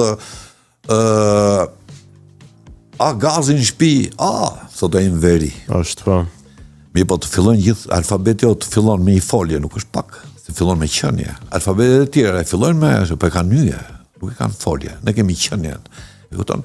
Kështu që duke i marrë këto lloj tullash, ti mund të ndërtosh shumë kolla një do me ndërtu bje fjala nga kubi ta bësh sferë, e ndërton, po ta kesh shumë të vogël, po ta kesh para fabrikat, ti se ndërton do ata. E kupton? Gjuhët e tjera nuk e kalojnë dot këtë. E kupton? Nuk e shpërthejnë dot gjuhën e tyre deri në qelis, siç shpërthen gjuha jon. Gjuha jon i shpërthen. Por pa qenë më mendje masi, ti nuk mund të thuash do, po shikoj se unë kam dhënë gjuhën ty. Gjerman. Do të thënë ku e teprojmë ne pastaj? Ne fillojmë teprimet që kalohet ajo, Teprimet ti kalon, e para një duhet me ditë që ti je gjuhë e parë në botë siç janë gjithë gjuhët e tjera të para në botë. Si italishja, gjermanishja, frëngjishja, rusishja e tjera. Por ti ruan strukturat e pa dëmtuara, strukturat e para. Ndërkohë që ato janë përpunuar. Ato janë përpunuar. Po. E kupton? Atë është zgjeruar. Domthonë është si më thon një rrënjë e zgjeruar. Si për shembull folja, le themi arrivare. Ari po. Në spanjisht arribare. Ti po ta presë në dy pjesë, ta bësh ari dhe bare, nuk ka kuptim. Folja arri nuk ka kuptim atje. Dhe është shumë i ngjashme me ari, po. Ndërsa neve e kemi arrivare, kjo është zgjatim teme. Ne e kemi arri, por ne nuk e kemi vetëm me arrit, ne kemi edhe me pjek. Se neve arritjen u arrit fruti themi neve. Ne kemi dhe pjekje, domthonë neve kemi dhe mbi stresa të tjera që i vendosen në kësaj. Por ajo që është kryesorja është, si më thënë, farzat që ne i kemi marrë, edhe neve nuk i trazuam ato. Është njësoj dhe gjithmonë e krahasoj, thjesht për ta bërë çik më të kuptueshme që është i karvan në shkretëtirë se cili e pin ato ujin e vet, ti e marr ato pagurën këtu. E kupton? Edhe këty do vi, thotë arrim çikuj se s'kam ujë me pi. E kupton, ti do t'i japësh dhe ti ujë fellestar të cilin ai ka konsumuar tërkohës, e kupton? Tash ja është një krenari shumë e madhe. Unë nuk e di, është krenari shumë e madhe, po të paktën kaq duhet më na e ditë neve. Jo, a është krenari në kohën kur ne gjithë po e përzim shqipen me gjuhët e huaja? Po shiko, se ti po dar, po tash nuk e ç'bën, se ti ke edhe emisione biles kur më thirre për të ardhur këtu thash ç'a do thot podcast, sepse ti ke open ose ke now, atë se më tash ti pse vën emisione kështu, tash bëj vërë shqip atë. Unë nuk po them që të bëhet si në kohën e verit që bicikleta e quajtën dy rotak. E këto nuk po them që të pa. Me që me thënë drejtën që është emër i bukur, nuk është. Po, në fakt, shikoj, rri. Po janë disa fjalë të cilat ti nuk mund të transformosh. Në kuptimin se mbartin kuptimin e tyre nga importi. Po janë ndërkombëtare. Mbartin. Kështu që në këtë kuptim dhe për ta ruajtur pastërtinë, pastaj po të shohësh figurat, pastaj po të shohësh deri ke figurat, pastaj atje janë një patërdi shumë e madhe. Për shembull, jo i keni dëgjuar, s'ka nevojë me thënë këtu. Bie fjalë ti ke Zeus, që ke kryetarin e shefin e madh të perëndive. Us është mbares, ngelet vetëm Z. Mi po, kush është I pari? Është zëri, ai që të thot, ai që t'jep urdhra. Okej. Ky është Zeusi, e kupton? Ose ke Afrodita. Afrodita është Shqip, Afrodita. Është Afrodita, po edhe grekët e kanë Afroditi dhe e quajnë perëndesha që doli nga valët e detit, nga shkumba e detit. Në fakt, neve kemi yllin e Afroditës, do më qërin në qelle, cilë është dhe ylli I karvanit. Do ka shumë perëndi, ose ke perëndin për shembull, le them,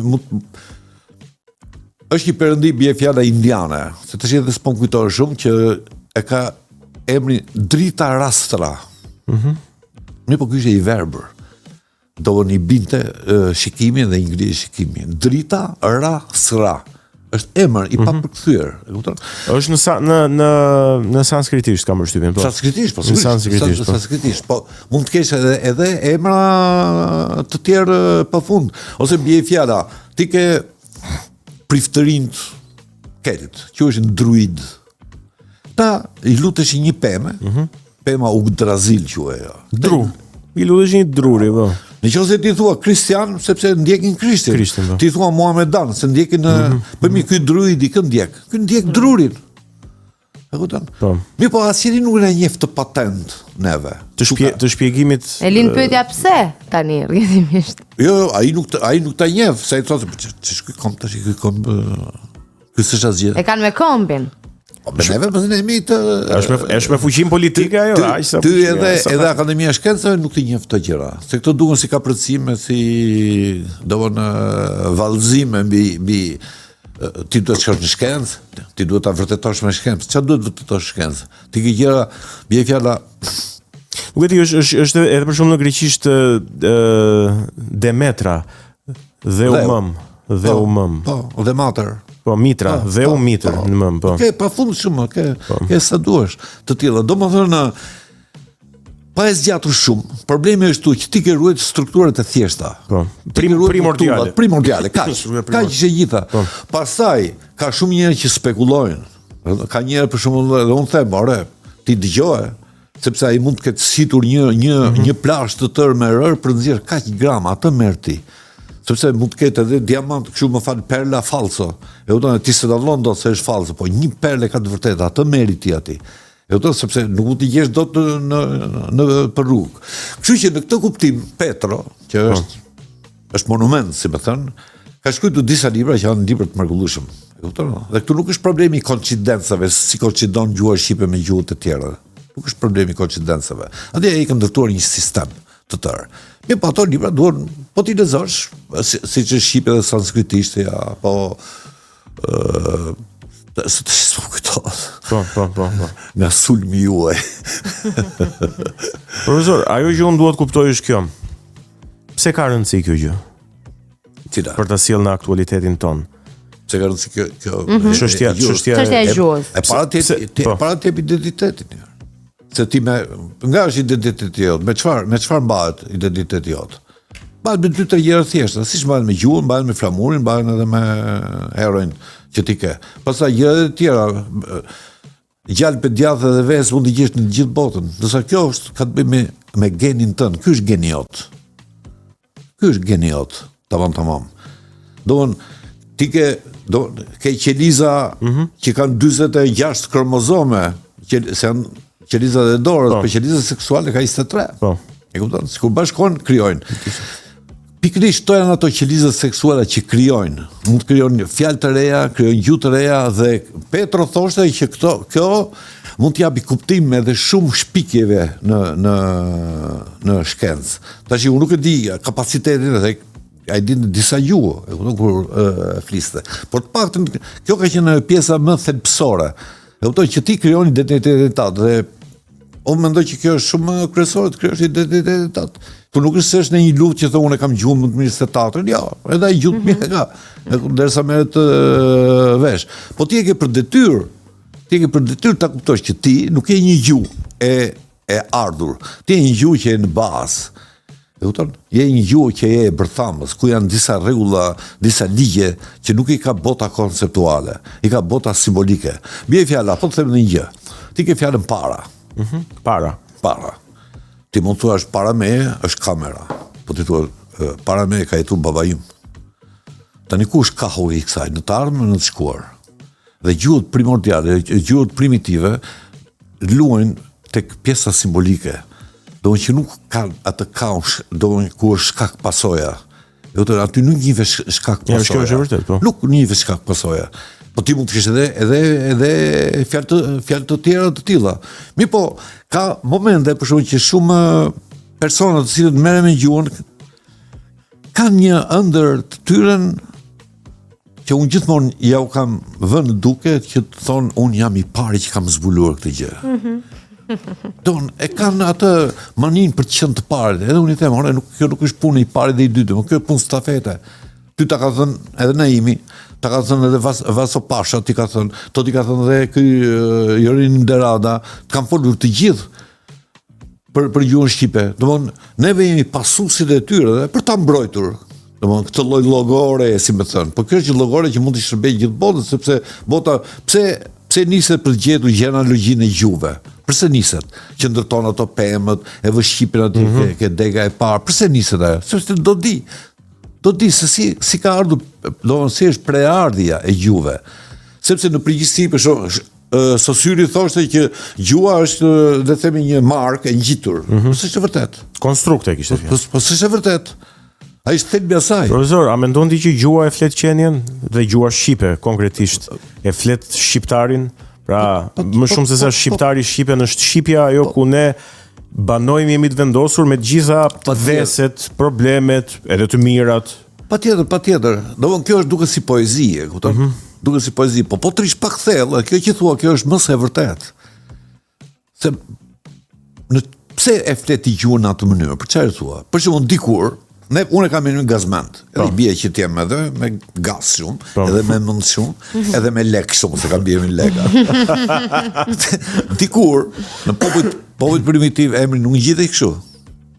Nuk mund të thoje ti tjetë për shumë kjo ka emrin bujar dhe mund të jetë kopraci më I madh. Nuk gjite në këtë mënyrë, ata të shikonin mirë, të vëzhgonin mirë, nëse ti ishe I shpejt, të quhonin këm shpejti. Kështu e kishe emrin ti. Ose që nëse ti ishe zëmërbar, të quhonin ky është I bardhi.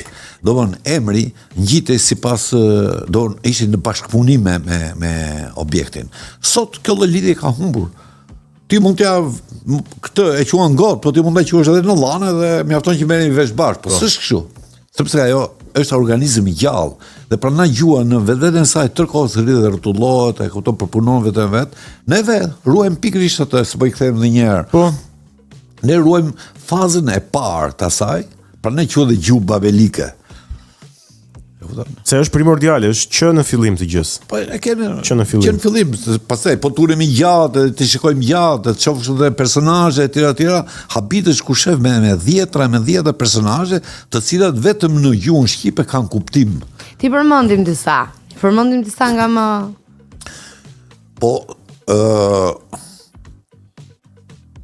tash do të më kujtohet, e para një të thash për Zeusin. Pastaj thash për Afroditën. Po.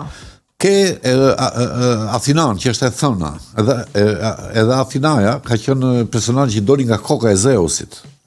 Nuk lindi. Do të thonë se ky hëngri mamana Athinas Metisin e glabroi dhe lindi nga koka. Dhe ajo ishte, si më thon, mbrojtësia e mendimit, si më thon, e fjalës. Kupton më. Është për shembull ai perëndia egjiptian thoti. Këtu është tash I gjithë ça tha thoti, po. Këtu është I gjithë problemi, sepse aty ka bërë një libër ky Katapano, që thoti flet shqip. E vërteta dhe gënjeshtra rinë shumë afër njëra tjetrës në këtë zonë. To njerëz që të marrin dhe të studiojnë, se nuk është vetëm problem koincidencesh, tu të thash, nuk është problem koincidencesh. Donc tu duke qenë ke pjesa e ligjeve të qendrës, atje pohimi nuk është I barabartë me pohimin, por është I barabartë me mohimin.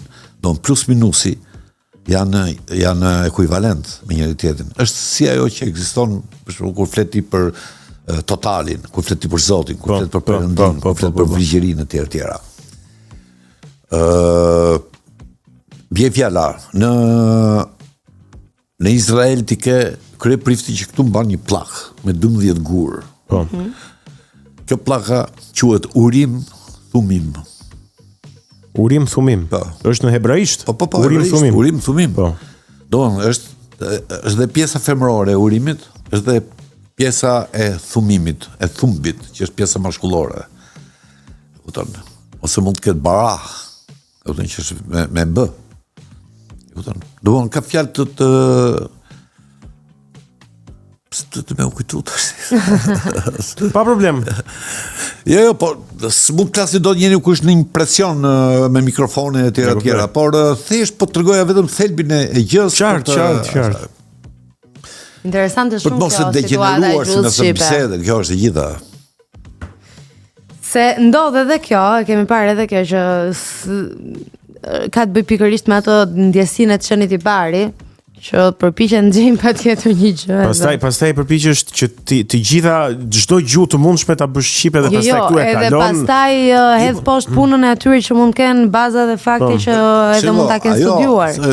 Unë e kaloj kështu shkarazi, sepse nuk e di sa kohë kemi. Ajo që them unë që A-ja, ti të fillosh me gërmën A, që neve kemi folje, ajo nuk është pak, është një gjë shumë e rëndësishme. Sepse çfarë është alfabeti? Le të themi është koncentrati i gjithë mendimit botror. E kupton? Që ti me disa simbole ti e shpreh komplet gjithë mendimin. Ti fillon me qenie, nuk është pak. Ai ti fillon me nyje. Po ti nuk është pak që bën, sepse po ta shohësh ti an. Do në piktogram, aja është kështu apo? Aja është. Po, ti fillon me folje me është, po. Aja është kështu. Po. Dakor? Po. Është demi i vrarë. Se demi në simbolik është kështu. Po. Aja e ngritur vertikalisht. Do të thonë, ti fillon dhe me sakrificën. Ajo që thonë gjithmonë që vrau baban dhe u krijua bota. E kupton? Zeusi vrau Uranin. Ja.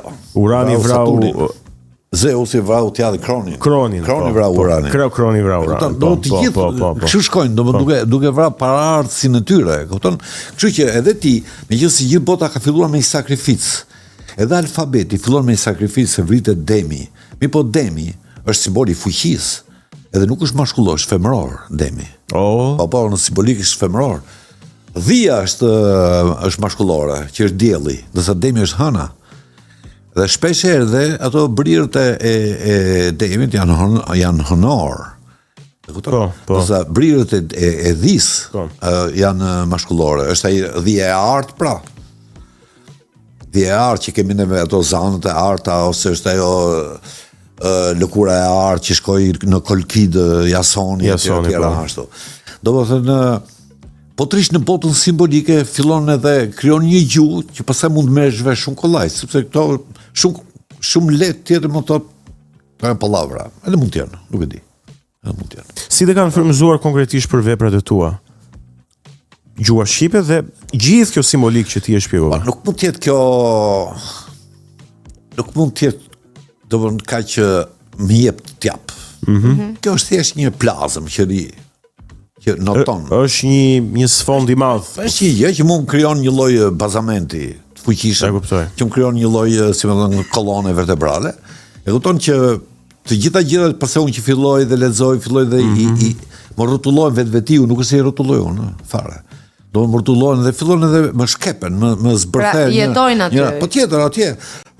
Dhe kur ti fillon dhe formohesh ndërmjet kësaj, ti patjetër do nxjesh një ajo që ju tregova pra, që unë kur dëgjoj për shembull duke u sharë me njëri tjetrin, ti fillon dhe agresivizohesh. Kur ti dëgjon një muzikë të mirë, ti fillon dhe zbutesh. E kupton, në njëjtë gjë është kjo. Kjo hyn kjo pjesa e kulturës, kjo pjesa e formimit. Diku ajo del me maj, diku del me maj, diku del si kodër. Por thjesht të krijon një gjendje. Kështu më ka krijuar gjendje edhe kur unë filloj edhe shoh edhe flamurin, kur zbërthej simbolet e flamurit ton, kombëtar. Po do në shqipojnë tonë po, unë kam bërë leksione shumë me student e mi për flamurin. Ti ke i flamur perëndorak? Po ta shohësh. Është flamur me simbolik bizantine, është shqiponja bizantine apo jo? Sigurisht, por e kemi përpara Bizantit, shqipojmë me dy kokë. Neve kemi pas të vullosur të shqipojmë me dy kokë edhe në gur, e kemi pas të vullosur edhe në dru, edhe në për veshjet tona. kjo është bizantine, është si punë e Svastikës që ka Hitleri. Po, është budiste, është indiane, po. Ti ke Budën që ke jo nga pjesa e lëvizjes orës. E ka ndryshe, kundër, e ka trascendentale, si lëviz kozmosi, si lëviz universi. Po ti kur ja tregon një hebreu atë, ai ty të mallkon edhe të nëm. Në fakt çfarë? Sepse ai simboli i diellit normalisht. E kupton? Po ky e mori edhe e shfrytëzoi. Sigurisht, po. Po njëjta gjë ndodh edhe me këtë. Nëse ka marrë Bizantin dhe Bizanti ishte shumë i fuqishëm, çdo njeri mendon që se kjo është Bizantinë, jo. Për shembull, një nga dëshmitë më të vjetra, domthonjë kur kam shkruar për këtë, unë kam gjetur ke Upanishadet, ke Vedat e indianëve. Veprat kryesore të hinduizmit, po. Ke veprat e indianëve, ke Veda, ke kjo Upanishadi thuhet kështu. Ishte një pemë e madhe kozmike. Po. Se gjithë me pemë fillon, si pemë e parajs, si pemë e të mirës, të keqes, pemë e jetës e tjera. Udrazili që thash parë. Turi 2 zoq. Njëri zok shëtiste dhe hante futët e pemës, njëri zok rritë dhe vetëm shifte dhe ushqej me rrezet e diellit. Po. Do më njëri ishte qendra, që nuk lëviste dhe ishte kudo, tjetri lëviste dhe ishte periferia, si punë e rrethit. Po. Më vonë, thonë ata, u bashkuan bashk edhe bën një zok me 2 koka. Dhe pastaj kjo filloi të figuronte edhe ke Turqi Selxhuk, po filloi të funksiononte për gjithë perandoritë, edhe ngeli si shenjë perandorake. Do ky ishte zogu i bukurit të bukurve, zogu i mirit të mirëve, siç është perandori. Nuk është zogu me i kokë që thuhet zogu i bukur, zogu i mirë, si është mbreti. Ky është mbreti i mirë, perandori është i miri të mirëve. E kupton? Të gjithë e humbën. Të gjithë perandoritë e humbën. Na ngeli vetëm neve.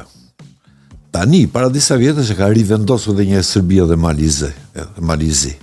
Dhe gjithë Po, e kanë vendosur gjitha këtu shtetet slave e kanë përshtypjen. Ca me 1 kokë, ca me 2 koka, po. Unë flas për 2 koka. Po. Se me 1 kokë ti ke dhe flamuri, në falë shqipon e Cezarve. Po. Me 1 kokë e ka. Ose Napoleon Bonaparte. Me 1 kokë. Shqiponja pra se është zogu mas, pra është mbreti mas, po jo perandori. Dhe neve e kemi të palëvizur që kur u vendos për herë të parë. Pavarësisht që e mbajtur neve në përcepete. Se derisa themi neve po ruajmë shqipojnë e kastriotëve, për tash ta mbash 500 vjet, edhe se ty të pushtoj 500 vjet pushtoj Turqia, ti ta mbash atë nuk është pak ajo e të rikujtohesh. Të tjerët e kishin dhe e humbë, Rusia e humbi. E ka në stem. Është e rikthyer, dhe Rusia e ka me 2 kokë, po në stem, po. Ka në stem, nuk e ka në flamur. Dhe Serbia e ka pasur në stem, nuk e ka në flamur. Dhe gjithë loja pastaj ndodh që neve kemi nxez, ne kemi hije. Ata e kanë bardh, e kanë me luspa. Siç e kanë dhe këto kishat ortodokse që kanë të qepur me luspa. E kanë konkrete. Nëse kemi konkrete fare. Çdo të thotë që jemi hije të zez. Është pjesa.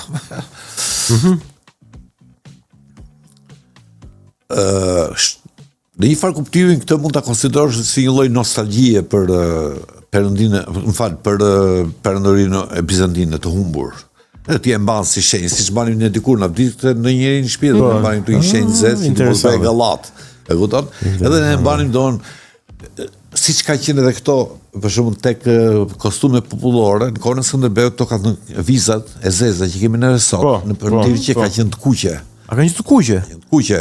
Dhe ajo ishte gjithë skeletura e njeriu që ishte e kuqja. Po. Kur vdiq Skënderbeu e bën zezë. Dhe kanë ngel zeza. Për atëherë, po. Që atëherë. Është si shenjë zije. Dhe shumë veta duan ta trajtojnë në këtë mënyrë. E kupton që kjo është perandoria e humbur. Normalisht ti po ta shohësh nga larg. Neve nuk themi dolën shqiponja 2 krenare në fush. Vetëm dolën kuqezint. Po. Ne në fakt kuqezint kemi më të fuqishme se shqiponja me 2 kokë. Ne kemi si e ke pa gjakun e koaguluar, kështu e interpretoj unë në mënyrë poetike. Gjaku i kuq është fusha dhe gjaku i koaguluar është në mes. Është ai ziu, është tamam si vrimë e zezës. Si vrimat e zezës të universit. Shikoj nga larg ti shqipoj atë flamurin ton, ti as e dallon shqipojën fare, ti dallon një njoll zez atje. Ose është në një copë shqyra e kuqe që është shqyr, e ti ke bërë një brim, edhe është një gjë e cila gëlltit edhe dritën, si më thënë. Mi po, që të shkosh deri aty dhe ta pranosh, është gjë shumë e madhe. Pastaj që të shkosh ti ke kuqezia, sepse në fund të fundit kuqezia janë ngjyrat e para fare, edhe e bardha sigurisht, janë ngjyrat e para që janë përdorur. Ata e njihnin për shembull qiellin në çdo gjë, e shkruanin o me të kuqe dhe me të zezë. Si shkruanin shkruesit egjiptian. Shkruesit egjiptian kishin dy kalamar. Po. Me të kuqe dhe me të zezë. Kur shkruante ai për toka, qielli, çdo gjë që është me ngjyrë, e kupton? E shkruante me zezë. Në momentin që e do shkruante për Sethin, që është perëndia e keqe, do të dialli për kristianët, ai e linte penën dhe merrte të kuqen, edhe shkruante me të kuqe. Atë. Domthonë të kuqen sepse e lidhte shumë me të keqen, me derdhin e gjakut, me gjakun e sakrificës, me gjakun menstrual, e me tjera. E po shumë interesante që tipat e gjen edhe tek kardinalet, me rob të kuqe. Po. Generalet e perandorët edhe ushtarakët e mëdhej vishishin me të kuqe. Të pristin kokën, po të vishishe ti me ato të kuqet e purpurta. Nuk të lejon dhe njeri. Do bënë, është si një lloj grade, dhe ti kur e vendos, do bënë të kuqen dhe zezë, kjo lloj dikotomie, do bënë kjo lloj fqinjësie, se në fakt e zeza ai që formë shfar, ka të bardhën për të kundërtën e vet. Po të kesh të kuqen, do thotë një ta kesh për jetë, e tjetër ta kesh për jetën më tanë. Shumë interesante. Po të ish në botën simbolike, funksionon kjo që po të them unë. Se po të ish në botën e përditshme të Jo, sigurisht, flasim gjithmonë për botën simbolike. Profesor, nuk e di, Viola? Një pyetje kisha për profesorin, se në fakt unë gjithmonë ndjek me shumë interes gjitha këto lajmet nga ku vidhen veprat e artit, rikthimi, ka nga ato që s'janë rikthyer kurrë, cila është frika më e madhe e një artisti.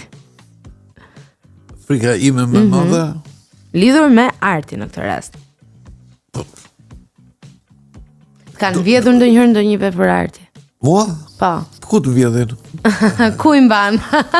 Ose ma gjithë, sepse ka koleksionistë që kanë veprat e mia. Koleksionistë të ndryshëm. Ka qenë shtëpi botuese që na merrnin dikur këto vizatime. Po, më ka humbur një. Po, më kujtua. Të ka humbur një? Jo një, më ka humbur një koleksion. Unë ka pas bërë dikur tërhimet e moshës shqiptare. Të Mitrush Hotelit. Ka bërë 36 vizatime. Dhe me ato mora atëre do më një çmim të madh si vepra më e mirë e vitit. Mbas disa kohësh më vjen Naum Prifti. Ai do bënte Guri i diellit një libër dhe unë e kam bërë po me të njëjtë 36 vizatime. I çova në shtyp shkronjë për të botuar librin i Naumit, edhe them që janë më të mira se tërhimet e mosshme. Ndodhi në 10-ta që u rrafshuar çdo gjë. Dhe unë nuk e di se si më hiku nga mendja ajo. Edhe duhet u marr me urzubusu suruzubusi. Unë harrova mbas disa vitesh jam kujtuar unë. E the vetë, po si ka mundsi kam pas një blackout në kokë. Edhe shkova u interesova. Edhe kapa dikë që punon atje i thash, "Por ku janë ato vizatimet?" Ato vizatime ke malin e Dajtit. Po pse i thash unë? Tha u bastisën të gjitha sirtarët edhe i çuan ndaj, i hodhën të gjitha në malin e Dajtit. Thashun inshallah ndonjëri nga juve i ka vjedhur, thashun, që të ketë shtëpi. Dhe si më kujtua që po. Nëse për të vjedhur kështu, çfarë të vjedh, ku të vjedhë unë jam e kam derën me Chelsea. Profesor, ne të falenderojmë shumë që ishe me ne në Kinotek. Ishte shumë kënaqësi. Faleminderit, duke di sa ju përgjigja atyre që më provokuan. Edhe për te i madje. Ne u kënaqëm edhe u pasurëm me informacione të reja. Sot po urojmë një Edhe mbi gjitha u frymzuam shumë artistikisht me një dimension arti që nuk e kishim patur këtu në studion e Kinotekës deri tani. Faleminderit. Dhe shpresojmë Viola që e njëjta gjë të ketë ndodhur me ata që na kanë ndjekur. Profesor, nuk e di me kinematografinë si je, besoj duhet të jesh patjetër shumë mirë. Jam. Ne kemi një dhuratë nga Cineplex, është një bilet dyshe mund të shkosh me zonjën në kinema Cineplex ose Me që i ke vjedhur shumë kohë nga koha që duhet t'ju përkiste të dyve. ose në QTU ose në Tek dhe të shihni një film tuaj të preferuar kur të jepet ai, pra është bilet pa datë. Pra tani më vonë Ku të dali filmi atje? kur të dali filmi që ju do doni të shkoni ta shihni, mund të shkoni ta shihni edhe të ta shijoni atë kohë së bashku. Shëndet. Unë kam kohë pa parë filma këtu në shoh në televizor. Po, kinema është tjetër ndjesi. Sigurisht, s'para datë shumë darkave, sepse unë kam 93 vjeçe. Dhe s'mund të lesh dot, se s'kam fëmijët i kam në Itali, si nuk mund të lë dot. Kështu që kjo pjesë kur shikonin përpara koncert e filma të tjera më shprehari çik edhe. Po për këtë ju falenderoj shumë. Unë jam adhuruesi ka bërë filma vet. Prandaj Kam bërë filma vet edhe jam njohës shumë i mirë i filmit. Aq sa më duhet mua, kuptoni, sepse pa mendje madhsi. Aq sa un kam një përshtypje që do donim të flisnim edhe shumë gjëra tjera me profesor Gazin, edhe për kinematografinë, edhe për ato veprat e veta të tjera që lidhen me librat, me botimet, po ndoshta do ngelet për një herë të dytë. Edhe unë duhet të jem çik më i qetë. Në fakt nuk e ka bërë një periudhë që s'jam i qetë. Edhe do të kam momente që jam pak çapras, sepse s'jam i qetë vërtet. Megjithatë sot për neve ishte shumë mirë. Ja, mirë, po. Bile sa shumë doja ta filloja. Thonë, ke kapur në një moment që s'kam qenë i qetë, sepse edhe në atë vorbullën e krimit edhe është shumë e vështirë kjo periudha e nisjes. Megjithatë ne të kuptojmë shumë mirë dhe të falenderojmë shumë, Miqtë e Kinotekës, kështu kemi arritur në përfundim të këtij episodi. E dini që mund na ndiqni në rrjetet tona sociale, na gjeni në Instagram, në YouTube, në TikTok, se TikToku është më në fund legjitim në Shqipëri për disa kohësh, kështu që nuk ka asnjë arsye për ta fshehur hapur që po mund na ndiqni në TikTok. Na gjeni në Spotify dhe siç u themi shpesh, edhe në rrugët e Tiranës kur na shihni mund na përshëndesni. Ne ju përshëndesim këtu dhe shihemi të mërkurën e ardhshme. Pafshim. Ciao. Kinotekën sot, drita në çdo skenë, 120 minuta mendime që s'flen, nga filmit e libri, magjia që bashkon.